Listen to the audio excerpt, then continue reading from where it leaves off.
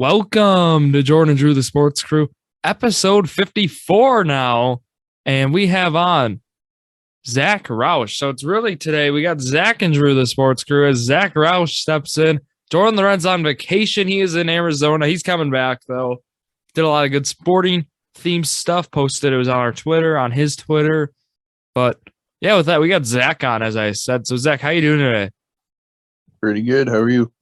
I'm doing great. And yeah, this is first time Zack does a full episode on the Sports Crew. We've had him on, doing half episodes before on these Monday episodes, but you'll catch him Fridays with myself and Jared Valesky and some guests covering the offseason. So that's kind of what we've been doing right now. So go check those out.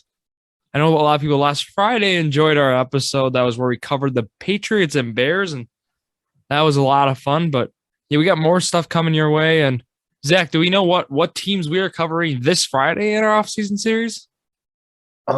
Maybe the Titans working on that. Otherwise, possibly Colts or Packers with the Davonte Adams trade. That'd be a good one, I think. Yeah, Packers certainly right now. They've moves have been heating up. We'll talk about them later in the episode. So yeah, always make sure to subscribe to our YouTube channel. We are one subscriber away from 50. So if Zack, you're not subscribed to our YouTube channel, you should do that. Make it number 50. But good. Very good then. So the shout out of the week, then, if we're going to go to our shout out right away here, it's got to be the Brilliant Lions and the Roncalli Jets. Both of them participated in the state tournament this past weekend. And wow, they both did great. Sadly, Brilliant could not pull it off against West Salem. That was quite the team. They ended up losing there. And then Roncalli Jets, they shocked some people because a lot of people were not sure how this Roncalli team would handle, the Milwaukee Academy of Science Novas, with them being seeded as 1 and 2, and just overall their athleticism and their play style. They pressed the full game.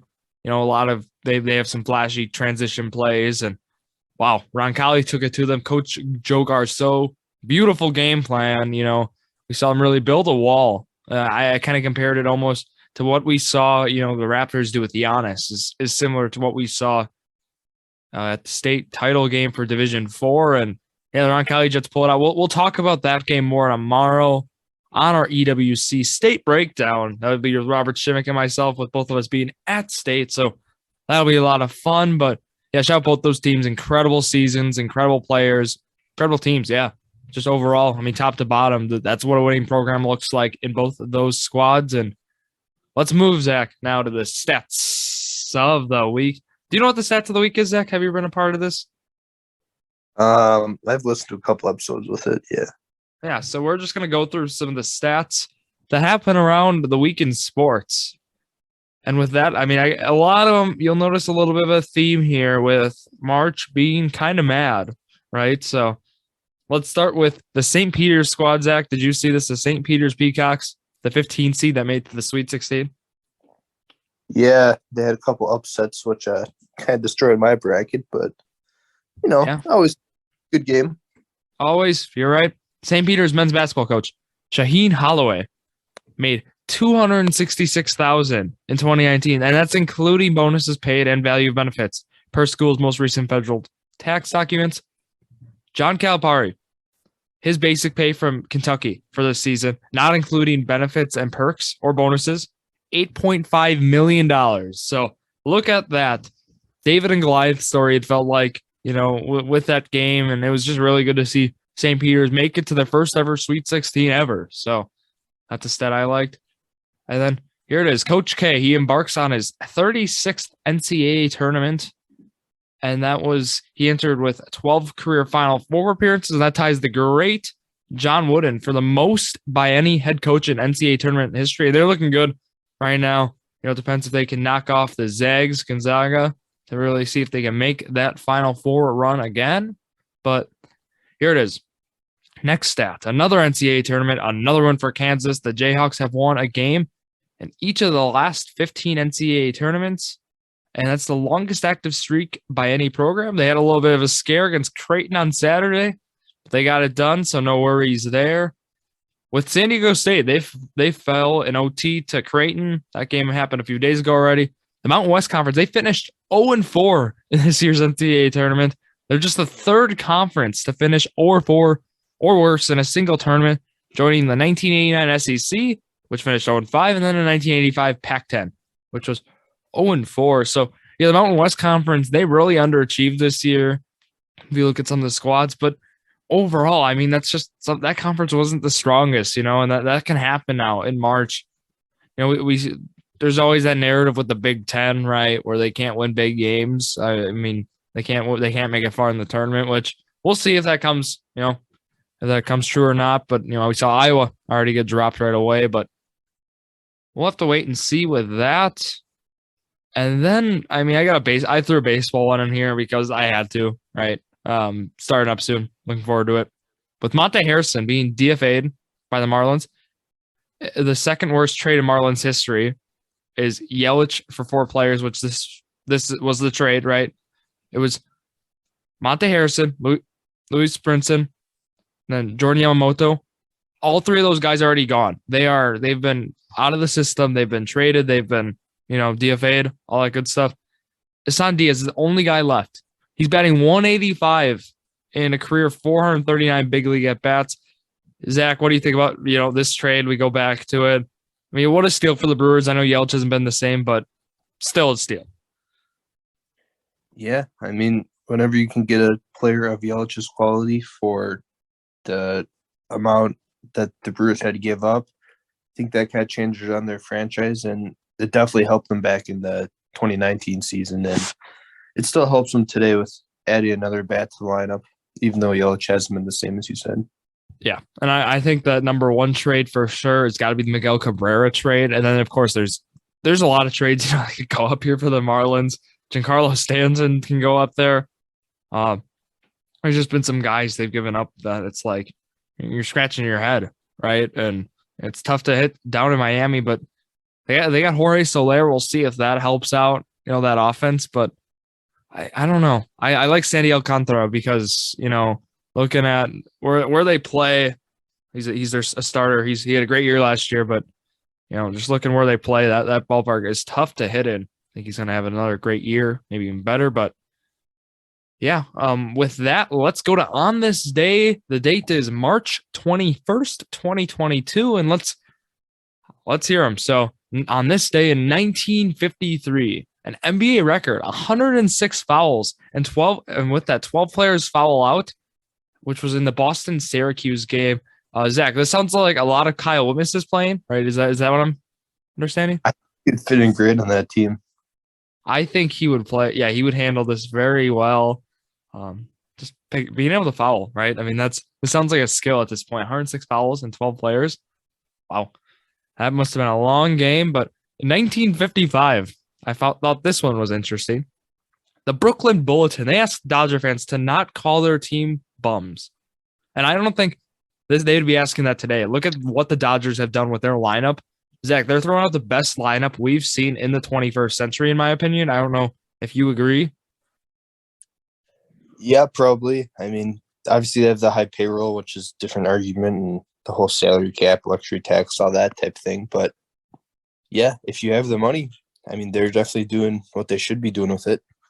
Come on, they got Freeman, Turner, Muncy. I mean, those 3 guys, Justin Turner. You have 4 all-star caliber players in the middle of your lineup, plus guys who are going to hit you 20, 30 home runs on the down the line. It's insane. They have one of the best offensive catchers. I don't know. That team's going to do very well. Cody Bellinger, if he goes anything back to what he used to be, I mean, they have an MVP there too. So it's how I say it, the rich get richer. And I think that's kind of what happened with LA in this offseason. But yeah, we'll talk about more of these here.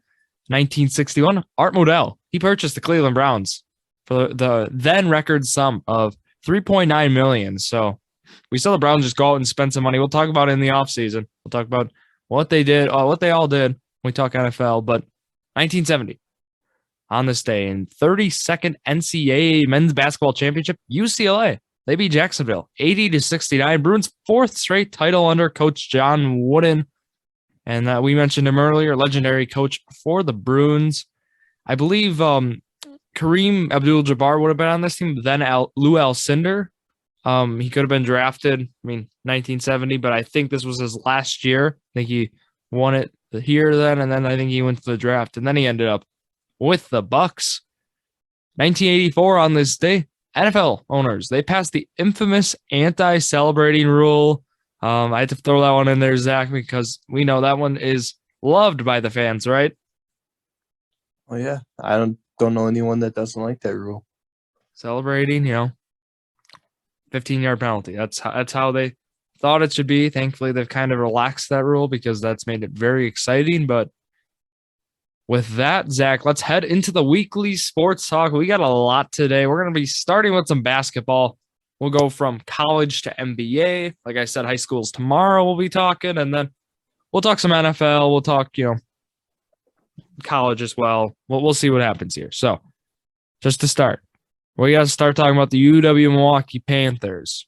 They hired Bart Lundy of Division II Queens University as its new men's basketball coach. So, the coaching search was pretty short-lived. I mean, they got their guy right away, and boy, they got a good one. This guy has been one of the most dominant Division II coaches. Queens finished 30-4 this past year. It's third consecutive 30-win season in basketball. That is insane in college basketball. And the connection here is that this Mr. Lundy, he served as director of basketball operations at Marquette under coach at that time Buzz Williams. And then he spent the 2012, 2020 or 2013 season as an assistant at North Texas. And yeah, he's been at Queens. He coached at High Point. I mean, he's been around. He's been successful almost everywhere where he's been, and that's what the Panthers need. They haven't posted a winning season since 2015, 2016. And that was 3 coaches ago, Zach. They went 57-92 overall and 34-59 in Horizon League play in 5 seasons under Baldwin. We're likely, again, to see PBJ. He's not coming back, right? He's going to the NBA. They got him projected 20-30 in the draft. But the beauty of getting a great coach like this, the transfers that are potential, that potentially can transfer in, the people who could potentially commit to Milwaukee, I think those chances grow now because I don't know. I think right now with Bart Lundy, he's one of the most respected coaches, in the game as well. I know people who cover Division I basketball were just they loved this hire. They were talking about how Milwaukee got the hire of the year in the college basketball offseason, and it hasn't really even started yet. So that's how hopefully that comes true. Hopefully he does well as he's expected right now, because I don't know if you knew this, Zach, but Milwaukee has high basketball expectations at the school. They made the Sweet 16 in 2005. They've made the NCAA tournament, I believe, 3 or 4 times in this century already. So, that's past 22 years. That's pretty good numbers, right? So, big high expectations for the Milwaukee Panthers. And you've been to a game, Zach, so you know what it's like. You know how the atmosphere is, and hopefully we see more of that next year. But are you gonna start being a Milwaukee Panther fan? We'll have to see. I mean, yeah, it was definitely a fun time when we went to the game. That place gets pretty loud when Milwaukee's on a roll, but they weren't on a roll. How much did Patrick Baldwin's draft stock go down this year? Did it go down? Yeah, that's a great point. It did go down, but you would think, right, after how he played. I mean, you watched him play in person, right? It went down roughly, 10 to 15 spots. So not as much as you would think. He's still a first-round draft pick, and he's still, will get first-round draft pick money. So, maybe not that lottery, with how it is, right? His draft stock did go down, but not as much as people think, because again, he still has that skill set that many teams want. 6'8", 6'9", shooting, like excellent shot, and just a guy. I always give the player comp for him, like a guy like PJ Washington. Guy you see start on the Hornets. I think that's the best player comp I can give. Maybe not the same level of athleticism, but like the same build, right? And I mean, they both will shoot from 3, around 30%, I think. Maybe PBJ has upside a little bit more. I don't know, but when we analyze more in the NBA draft, we'll be talking about that. And let's talk March Madness now. I'm going to call it March Sadness, right? Let's just say, before we recorded, I was talking to Zack about my bracket. I told him I basically told him, I said, baseball starts March 7th, or not March 7th, April 7th. So that shows, I'm not really, my bracket's kind of over. As simple as that. Not going to mention how it's doing. Not going to mention my ranking in the Sports Crew bracket challenge out of 32. I'm not going to mention where I am. I don't think I need to. You bottom 5? No, worse. But okay. Yeah. I fuck you in it all. So I mean, I'm not doing so hot either. Zach, yeah, man, you can't fault Zach for doing that. I mean, let's just March, but let's just say I had Tennessee going really far, and they sadly disappointed everyone, including myself, because I looking at Tennessee, right? They have one of the best defenses in the country, and defense wins championships. We've heard that cliche before, but seriously, they were on a roll, and I think they were the team to be reckoned with. I thought they were undervalued at a 3 seed. They could have easily been a 2, and with that kind of made me be like, okay, I think that they have the potential. Like Villanova doesn't win the Big East; they're a 2 seed. Tennessee is flat out. It's just as easy as that. And I think for me, that was kind of the selling point. Like, wow, they're a steal at 3, and I thought they're playing Michigan. Come on. But Michigan's actually proved a lot of people wrong, but Michigan was undervalued as well at the 11. So again, that'll happen. Even though the record was very poor, they're still Big Ten Power 5 squad who has some convincing wins. So yeah, that part was frustrating. That Marquette game, talk about frustrating, right? Let's just shout out the 9 to 10 people, Zach, who texted me during or after the game, saying either haha Marquette or Marquette L, right? Isn't that cool? I think I counted double digits of people, and I think you were one of them. So, congrats, you're part of the 10. But wow, what a pathetic performance by the Marquette Golden Eagles. I don't even know where to go from there, right? I guess I don't like what happened that they just play bad, couldn't make a shot, or I wasn't able to. But both of the things you said are accurate. Omax Prosper, so Olivier Maxence Prosper, he played the best, arguably he was their scoring leader, shot 6 for 10 from the field, but when he's playing the best, I mean, this guy's a catch and shoot guy, so you're not going to really do well. Justin Lewis, arguably, had a chance for Big East Player of the Year. Here's Zach, 2 for 15 from the field, 6 points. He was held scoreless in the first half. You're not going to win if your best player is held scoreless in the first half in a tournament game. And, sounds like a Johnny Davis in the Big Ten tournament. Oh, yeah. No, and it's exactly like that. But the difference is, Wisconsin played that excellent defense in that second half against Colgate. They played phenomenal defense. But this Marquette team played terrible defense, both halves. So they gave up 53 points in one half in the first half. 3 points, 3-pointers were falling. They were making everything. Grad transfer Brady Manick. He was 10 for 15 from the field, 5 for 10 from 3. And, he kind of looks like Aaron Baines almost, I'd say. But Caleb Love made 6 threes as well. Those two combined had 11 threes. And that's, if you think about that, those two combined they had more threes than Marquette as a team. So just to point that out, Justin Lewis was settling for threes again. I said this was a common theme. Both of his shots made were threes too. So, nothing in the paint. North Carolina, they've been hot. And, I thought Marquette had a chance with them because, again, Marquette's defense, I know it's been inconsistent, but they've been really able to do well in the Big East and big games. I point out Villanova beating them twice is, of course, a tough feat to have. And then beating Providence by 30 plus as well, but nothing went together. 3 technical/flagrant fouls in one half in this game as well, Zach. One of them hanging on the rim. One of them, Shaka gets teed up. And then one of them, Daryl Morcell gets teed up. He could have actually been ejected. He grabbed a guy by his neck on the during a jump ball. So was not a good scene, but thankfully he was not ejected, but just not a good look. But Marquette season's over. This was a team that wasn't even supposed to make the tournament. They were not even supposed to make the NIT. So I think them getting to the March Madness again is a big, turn around and credit Shaka for a great year, but this team just flat out wasn't ready. And now we just wait to see what Justin Lewis is going to do. I think his draft stock after this game, he's not going to, he was supposed to go into the first round. I don't think he's going into the first round if he goes right now.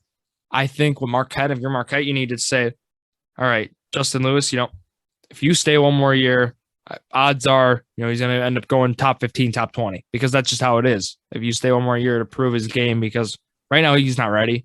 So I really hope, because I know at least Shaka and they understand, right? These guys are, some of them want to go NBA. And with that, you got to respect their decision, but I think they can truly help Justin Lewis out if he stays one more year. Maybe if he won Big East Player of the Year, put up bigger stats rest of March, you could maybe say, all right, understand if you're ready for the NBA. I mean, you proved it, right? But he's not ready. So hopefully we see him back one more year. But Wisconsin and Colgate, Zach, you said you watched this game, right? I did, yeah. So yeah, what a showing by the Colgate by Colgate. That was I don't know what I expected. I mean, I thought Colgate can make it close because Colgate is, excellent 3-point shoot team as we saw.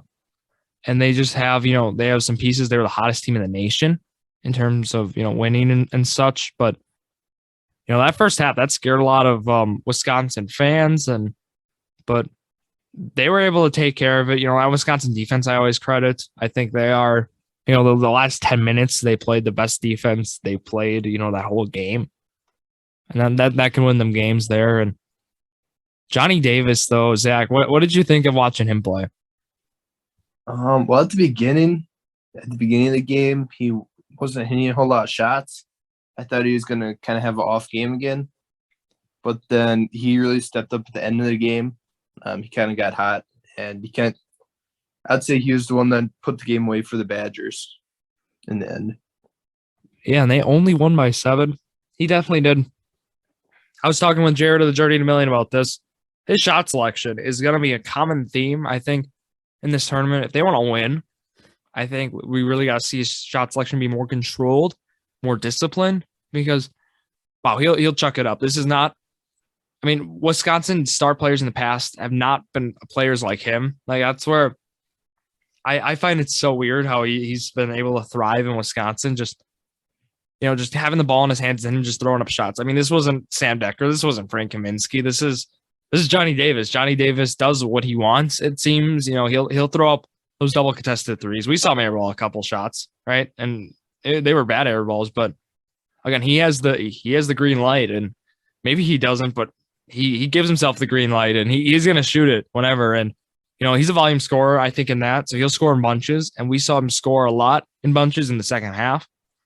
But for me, their guy, my favorite player on that team, I think their most consistent scorer, Tyler Wall. I'm going to throw him as my consistent scorer because Johnny Davis, you don't know if he's going to give you 25 every night. I know averages point as that is likely, but as of late, you could get 5, you could get 10 points maybe, and who knows in the tournament. But Tyler Wall is always that consistent double figure guy, always will make the right play. Had 15 points, 9 boards, 4 assists, had some big plays, really cooled off some Colgate runs. But the Wall, Hepburn, those two guys, Davison, of course, you don't know you're going to get Davison offensively as well, but of course his defense makes up for it. But they have a dangerous team. It's just if team, we got to just see how Davis plays in order to see how far this team's going to go.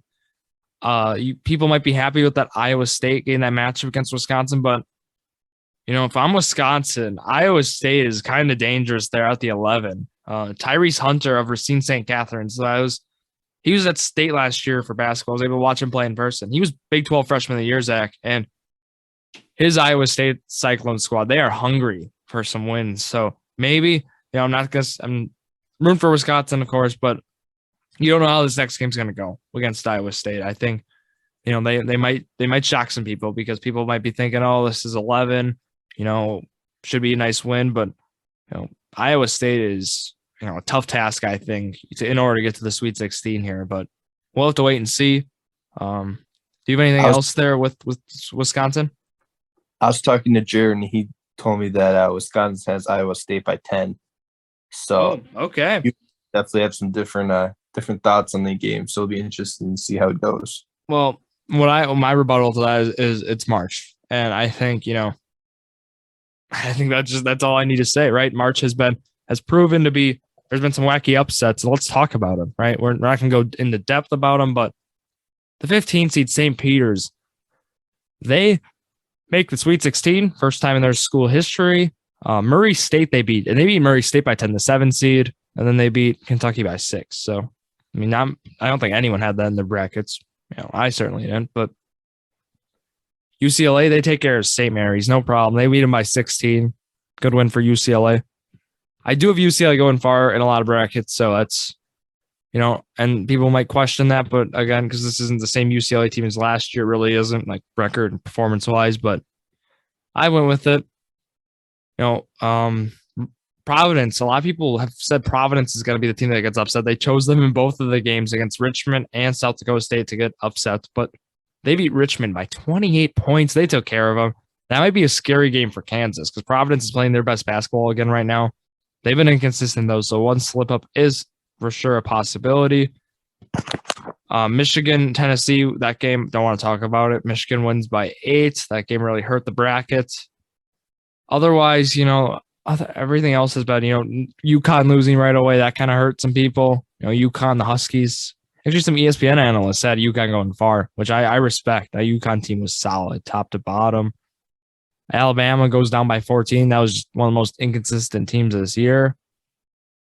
And then, we'll see if there's going to be any more upsets. Full disclosure, this is Sunday morning, so, I'm sure there's more upsets than tomorrow on Monday when this airs, because that's just how it is, right, with March. March is mad, is how we say it. But with that, Zach, let's talk some NBA here. We got to talk about what the Bucks have been doing. Bucks are sitting as a 3 seed in the East. They've been playing well as of late, of course. I mean, they really stepped up the second half. This is what Jared and I predicted in our Bucks, / NBA midseason recap. And they struggled a little bit in Minnesota. Minnesota was really able, to limit them offensively, and their defense just wasn't great against Minnesota, the Minnesota team. And the Timberwolves, they've been playing well this year, but I wanted to highlight just a few quick things. The main thing being Brook Lopez is back, Zach. So, that's going to be big for this Buck squad down the stretch. They've been just kind of working him back in, 15, 20 minutes a game. And he's played, a little rusty, but that'll happen. And I think that he's going to be just fine. That's the guy you need for that defense to really bolster them down the stretch for sure. But the Bucks, we'll talk about their schedule then coming up a little bit before, we talk about some other sports here. But the Bucks, they play the Bulls again. That's going to be a fun game. That is going to be Tuesday night. They play the Bulls. Bulls can't beat good teams. Bucks by 20. I'm kidding, but Bucks are going to win that game. Wizards, they go play the Bucks at Milwaukee March 24th, and then the Grizzlies, they go to Memphis. They play the Grizzlies, so that's, Grizzlies have won 48 games so far, 48-23. That's going to be a tough game for the 44-26 Bucks, but I'm liking still the Bucks in that game. Giannis, some people have Giannis right now as their MVP frontrunner, which might be insane considering, how Embiid and Jokic have played, but why not? I mean, Giannis has the stats. He has the team success. He has it all. And I know people want Embiid to win his first MVP, so there's a narrative pushing behind that. And that might be enough to win him, that narrative. But we'll have to wait and see. All right, Zach, we got your favorite probably segment now on this episode. Well, we got the NFL offseason we'll be talking. So I know you're going to enjoy this. You want to start talking some Packers, and then we'll work our way into general NFL stuff? How's that sound? Sounds good. All right, let's start with moves that the Packers did the last few days. We'll start with moves that happened March 19th. Robert Tonyan, he is back after that torn ACL. They signed him to a 1-year deal. Overall, Zach, you a fan of this? I know you were a holder of Josiah DeGuara. I mean, what does that mean for him? What do you think of this move? Well, I don't think DeGuara was going to be part of the offense either way, whether Tonyan came back or not. I think they're definitely going to make a move at tight end. Even if they didn't bring Tonyan back, they're going to get somebody else. So I didn't have high hopes for DeGuara, but I do like this move. Obviously, Tonyan had that great year with a bunch of touchdowns, and then last year he was having a solid year, not as many touchdowns, but he's having a solid year yet for his injury, but I do like the move, kind of give Rodgers another target with Adams gone. Adams gone now. Red zone targets for me for the Packers is the most interesting part right now in fantasy for this team because Tonyan might get them. AJ Dillon might be a guy. There's just, I don't know. And I mean, I know this is, who knows, right? But who do you think is going to be that guy? Like Adams is always that guy. Who's going to step in? I wouldn't be surprised if Aaron Jones starts running even more routes this year. I know he's ran a lot of routes. He's been kind of increasing the amount of routes and receptions, everything he's had every year. But I wouldn't be surprised this year if he's kind of like half in the backfield, half just running routes. I think he's going to be I would like that. Kind of like a hybrid player that runs just as many routes as he does, has carries. So kind of like Debo? Yeah. Like kind of like backwards, right? Because Debo being a receiver now, more running. But if we kind of put Jones running more receive, okay, yeah. Jones getting like probably 10 carries a game and anywhere from 5 to 10 receptions, while Dillon gets like 15 carries a game, something like that. Sounds good for AJ Dillon's fantasy style. Yeah, I think definitely he has to be part of the offense. This is his third year now. They used a second round pick on him, so you're right. Yeah, that's how it is. But Jordan Love, he's not going to be part of the offense because that Aaron Rodgers extension, Zach. So we'll talk about that one later here quickly. But Packers, they bring back Rasul Douglas. Want to mention that one. I think that was a great deal. 3-year contract. Reported deal is for $21 million. So that is exciting, right? I mean, that was a guy you had to sign back, right? Yeah, I mean, I thought maybe they'd get him for a little bit less, but obviously great for him. He was jumping around practice squads, jumping teams, couldn't find a home, and then came to Green Bay. Had a couple turnovers, a couple big time picks, and gets his pay. Yeah, that's exactly what he did there. And then, yeah, we'll talk more of the moves here. Davonte Adams, this was the big one, March 17th. He's traded to Vegas. I know we talked about this move right away. Packers are getting the Raiders' first and second round picks in this year's draft. I like this move. I think if you're not going to be able to really pay him or re-sign him because he wasn't going to play under the tag. So I think this was the right move. And now they got draft capital for it as well. And Zach, what do you think? Well, the reports came out that the Packers offered him just as much, if not more, and he just wanted to go play in Las Vegas, his lifelong dream. So obviously, I think I like the trade even before that, and then after hearing that, I think is great move, perfect move. Obviously, can't really do anything else if you want to play in Green Bay, but especially with Rodgers knowing that before his contract, there's not going to be a big issue with that. But getting a first and second rounder this year, I think they're definitely going to take one receiver for sure. I think everyone can agree on that. But I can even see them taking like one in the first and one in the second round, kind of doubling up at receiver. So, yeah, if you want to hear us talk about what guys they're going to draft, listen Friday for Journey to Million. Arguably, we mentioned it's up in the air, but if we talk Packers, you're going to be able to hear the in-depth stuff, all that good stuff that Jared, myself, and Zach are going to talk about. So listen Friday for the Journey to Million offseason previews if you want to listen about the more Packers draft situation. But yeah, Adams, talking about him again, there's reports that he wanted to play with college QB Derek Carr.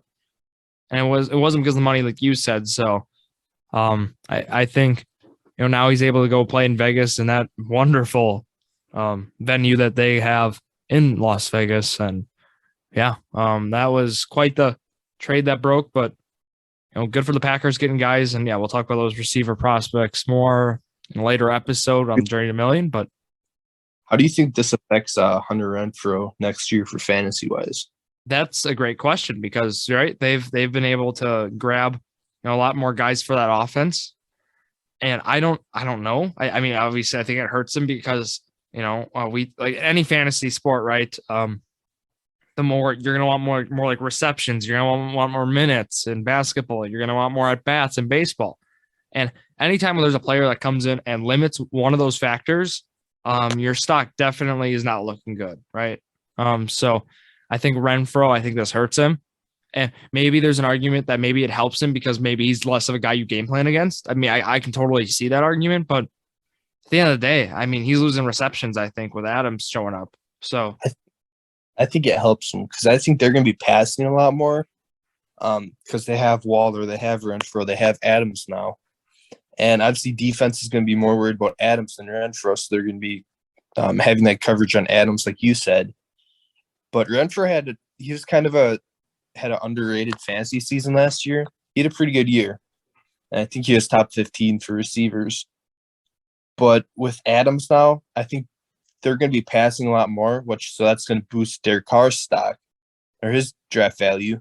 But then also, I think Renfro is going to go up a little bit. Like, I don't think it's going to be a big jump where he's going to be top 5 receiver or anything, but I could see him being around that wide receiver 10 range. But I think this also hurts Adams' stock a little bit.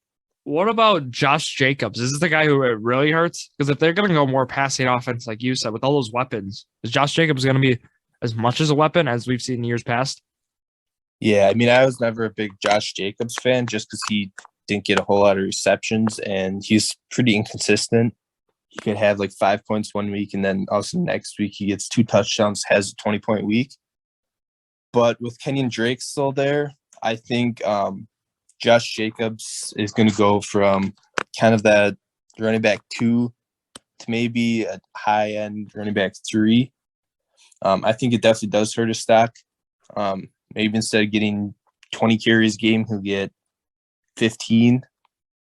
But I think they're trying to compete with the AFC West, which obviously that's a stacked division, and it's a pass-happy division with you got Mahomes, you got Herbert, you got Russ now.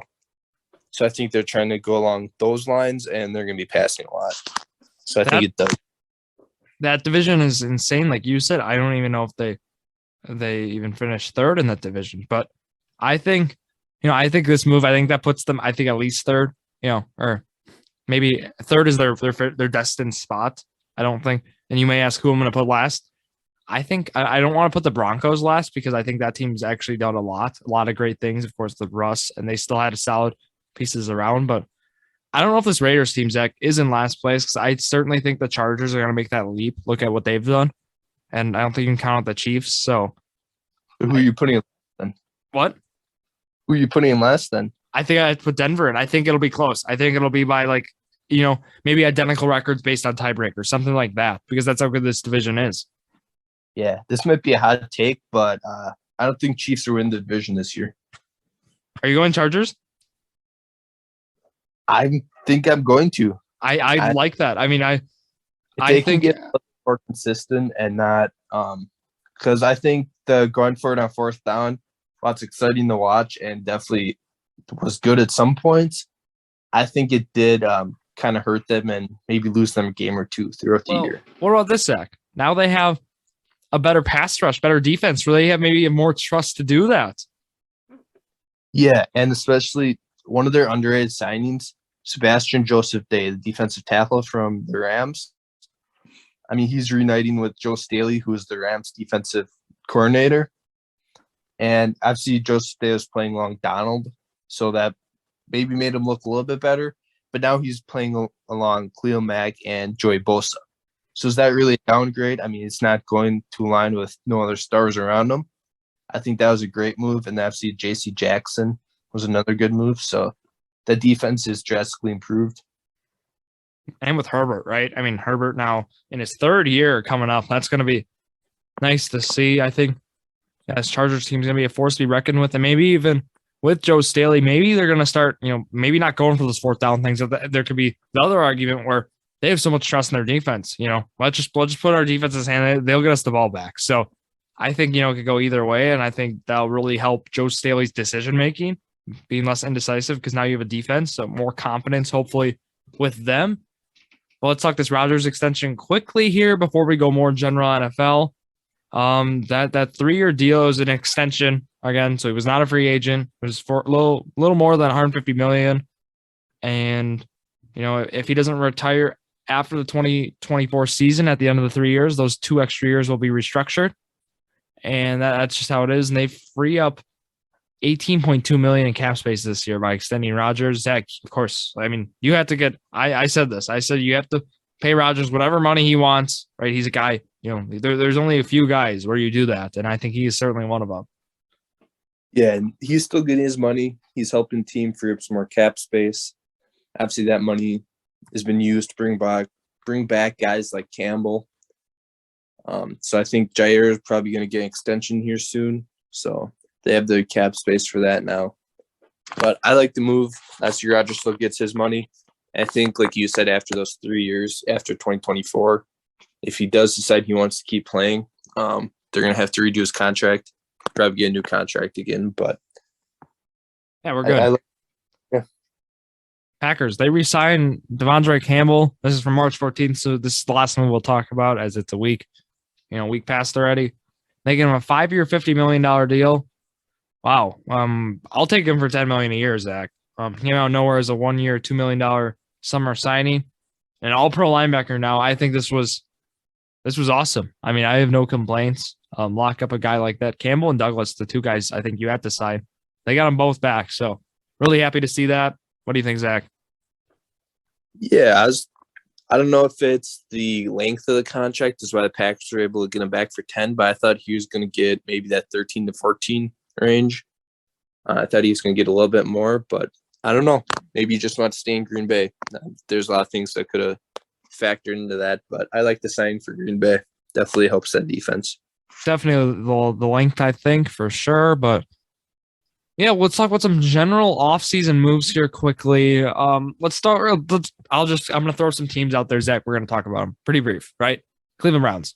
They got Amari Cooper. They got him via trade. They signed Jakeem Grant. And then that big Deshaun Watson trade and that extension. What do you think about the moves they've done, Zach? And also, Deshaun Watson in general. I like the Amari Cooper trade. Obviously, they needed receivers. They did cut Landry, so that kind of takes away their wide receiver too. But they do have Shorts, who probably I like to make a big jump this year, but obviously you never know. But did they restructure Cooper's contract, so his cap hit is a little bit less than it was. And obviously the Watson trade, and they gave up a lot of draft picks, but I mean, they got their quarterback. Obviously, they didn't think Baker would be able to take them to Super Bowl and win it. So they went on and did what they thought they had to do. Well, for me, yeah, I was at the level, like, if this Browns team is going to keep Baker, they might as well just pull the whole thing up. I mean, they're not going to be able to win games with Baker. I mean, it's just as simple as that. So and that might have been, as far as I went, because I thought Baker, just was not that quarterback. I mean, he's probably a top 32 quarterback, right? But he's certainly not. I don't think he's a guy who wins the playoff games. So they went out there. They got a guy who can win you some playoff games, and they got Amari Cooper, and Jakeem Grant, who was solid for the Bears as well. I like this. I like the moves that they pulled off for Cleveland, and I think this helps them out, Zach. Talking play. I think they make it in next year now. With this, I don't probably, as a wild card team is always where I'll say for them because lots of those, but for sure looking good, I'd say for the Browns. Denver Broncos, we mentioned the Wilson trade. We mentioned, they did get Randy Gregory from the Cowboys, so that was kind of a big move. Did you like that move? Yeah, I guess I don't really know. I haven't watched a whole lot of Randy Gregory, but I do like the move. I think the Broncos needed an edge to go across from Bradley Chubb. So I think they kind of filled that hole. I mean, there's a lot of links to Von Miller, but obviously he signed that big deal with Buffalo. But I like that move. Obviously, I like the Russ move because everyone pretty much viewed them as a quarterback away, and they went out and got that quarterback. Losing to Shelby Harris is kind of tough for the Broncos, but I think they have other pieces in that defense that can kind of help make up for that. Yeah, this Broncos team, very solid. I know you're a Javonte Williams dynasty holder, right? So, I mean, it's looking good for you too for running back as well. Pair up with Russ and that offensive line. But Los Angeles Rams, let's talk a little about what they did. The rich get richer, I say. Allen Robinson, 3 years, $46.5 million. The LA teams are just, they're making better teams in the offseason. And I thought that was a great thing. And they still have the possibility, right, to, re-sign OBJ. And also we saw them extend Stafford. So it's looking good right now for the Rams. They got some key offensive line pieces back. Joe Newboom, 3-year, $40 million, and then Brian Allen, 3-year, $24 million. Their center. And what do you think? Because Whitworth retiring, I think they got their needs, and they're looking pretty good in the NFC. Yeah, like their moves at the O-line to kind of solidify that. And then the Allen Robinson signing, I thought somebody was going to get him for less value than he is. I think his years with the Bears definitely hurt his value in what he get in free agency. And with the $15 million a year he got, I think with the current wide receiver market, if he would have been a free agent 1 or 2 years ago, he could have got a little bit more. But I do like the signing. And then obviously if they do get OBJ back, who they've been linked to, that kind of fills out their 3 wide receivers. Obviously with Rob Woods gone to Tennessee now, but yeah, I like what they've been making. All right, I gotta talk to you about one of these, like what one of these teams is doing. The Minnesota Vikings, right? We saw them, the extension with Cousins, right? Wasn't a 1-year, $35 million extension? Yeah. So my question is, what are they doing? I don't. That Minnesota Vikings team, top to bottom, is that team good enough to compete? Maybe, in like looking at the NFL today, and I don't. Obviously, I think it depends a lot on Kevin O'Connell, their new head coach. But I think that team is good enough to get into a wild card with how weak the NFC is right now. Obviously, I think Green Bay is still going to win the division if they make some moves at receiver, which I think they pretty much have to. I don't see how they won't. So I don't think they're in play to win the division and beat Green Bay. But I do think they're in the hunt for a wild card and maybe win a playoff game or two. But I don't think they're at the caliber of a team to win the Super Bowl. But obviously with how the quarterback market is right now, they're going to want to keep Kirk Cousins if they do have a shot to compete for the playoffs. And I think the extension did lower his cap this year. So I think that's a bit of the extension there. But I guess I'm not really sure because I don't think that team can win a Super Bowl right now. That's what I'm saying, right? And you have Justin Jefferson, a generational talent. So I'm not going to say just rebuild the whole thing, right? But that defense definitely needs some rebuilding. I thought Harrison Smith, was a guy maybe because there's always that line. I mean, we talk about this off the air. I think there's some guys you got to trade. Or you might trade a year early, but some guys you have to trade. I think Harrison Smith is a guy, I don't know maybe who would be a taker, and I don't know what his value would be, right? Because we've seen some star or like excellent players because of their cap hit, go for not as much as you would think, right? I mean, Khalil Mack being one of them. Robert Woods. Yeah, Robert. Mm-hmm. So, I mean, what do you think the value is for a guy like Harrison Smith? And do you think, being a rebuilding defense, maybe they trade and try to replenish those guys in order to be ready for Justin Jefferson, or even Dalvin Cook, for a few more years? Or what do you think the plan is? Possibly. I heard there were some rumors a little earlier in the offseason that the Vikings were listening to offers for Dalvin Cook. So I think if Cook goes somewhere, obviously Alexander Madison could still step in and be a solid running back. But I think it kind of depends on quarterback because Kirk Cousins, is he going to win a Super Bowl? Like, can he lead you there?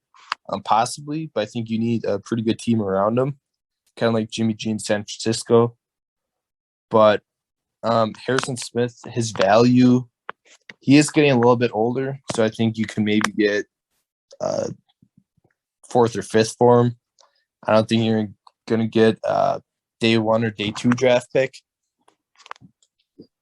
But yeah, you never know with the contenders. So I think they, what they're doing, because what's going to happen is if this team doesn't win, they're going to be stuck in a position where they're going to have to trade Justin Jefferson for something. I don't know if they would ever do that, but I think, if they're not competing, I think they're going to be put in a position where they have to. They have to trade him. I think, and this is if Dalvin Cook's still around. But if this doesn't work out with Kevin O'Connell, and this squad, this Minnesota Viking team, I think there are, if they blow this whole thing up, there's a lot of value in some spots. Eric Kendricks as well. But they do have Daniil Hunter, who is a defensive end or edge rusher. I mean, I think he has some value. He's only 27, something like that. So, yeah. But I think there's a lot of value with a lot of these guys. Is my point. There are some guys that defense has problems. A secondary, holy smokes, right? I mean, their corners, it's rough. So I think, getting rid of some of these guys, like we mentioned, Kendricks, and then Smith. I think those guys are going to be people you look at, and Vikings. I don't know what to do if they are them right now, because like I said, I just want to throw out as an example, because we talked about it. I think what teams have been able to do in the offseason and what teams haven't done in the offseason is just a little interesting here, especially for a team like the Vikings, like these teams that are not in contention and, holding on to guys too long, wasting, potential draft capital. I think that's something that's interesting to me. And then, of course, there's just some of those guys you can't, you don't trade, because the Steelers are, why would they trade? I think because they're a quarterback away, I think, from, doing some damage in the NFC. So, I mean, what are your thoughts more on that? But again, let's talk about it. On the Steelers, or? Yeah, they're looking good. Yeah, I think they need some little bit of secondary help. Obviously, they signed Mitch Trubisky. So, I don't know. There's a lot of different thoughts on him. He's set behind Josh Allen, so some people think that may resurrect his career. Obviously, he's away from Matt Nagy now. So I think there's potential maybe. But then again, I don't see him being like a top 10 quarterback, probably not even top 15. So I think he's going to be kind of a placeholder. I think they still need to eventually go and make a move and find somebody to take over where Big Ben used to be. They kind of need that franchise quarterback yet. But I think they have the D-line. They had the receivers, obviously. Pittsburgh's known for their receivers. They did make a couple good moves at O-line to help out Najee and whoever their starting quarterback will be. But I think there are a few pieces away yet, especially with how tough the AFC is. Exactly. I think with that, Zach, we're going to wrap up here. Just some trivia. How does that sound? Sounds good. I'm doing the trivia today. 5 questions, Zach. Let's see how you do. All right. First question here. And like I said, grab bag. All sports will be covered in this one. Largest average annual value contract signed this season, not including an extension. Do you know it off the top of your head? It's like how much are the highest yearly amount that someone's making?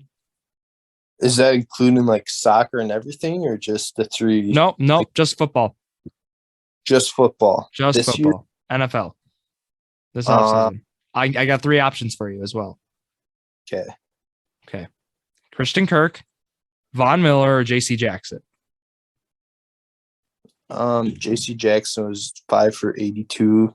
Von Miller was 6 for 1. It's Christian Kirk. Christian Kirk, based on what I saw, he is 18 million because he's 4 years, 72, Zach.